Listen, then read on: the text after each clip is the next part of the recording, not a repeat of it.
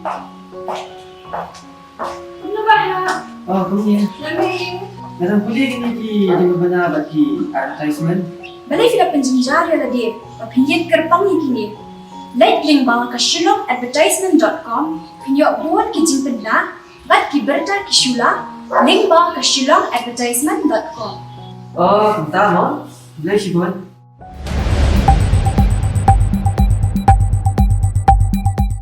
Kajing pun kaya kalau jandab pynheh tulop ya nonghikai school Ad-hoc bat nonghikai ki dei benya sya tat adu pendadap laong ba Prestone Tynsong sembun bitrang ba kajala ya kani ula jubab halo kajing dawa ki nonghikai school Ad-hoc hakalama jong Federation of All School Teachers of Meghalaya Fastom kuman sugudo hangni ba nonghikai school Ad-hoc ki lakhot ban penlong da kajing ki persya ba kelembu puar khmat sekretariat adu ka khat artre ku jemang arjar puar ban penbor ya Sorkar ban pynheh ya tulop kajumki.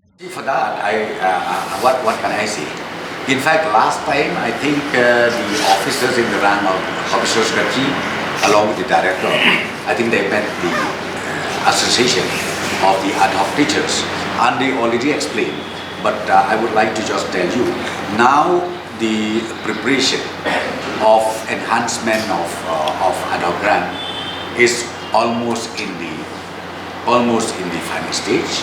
So I think let us wait till the final decision is taken, because this is so important for all of us to understand that we need to really have a detailed discussion, not only education department alone, but finance, planning, and every department has to be also in one line with this particular issue of enhancement of the ad hoc.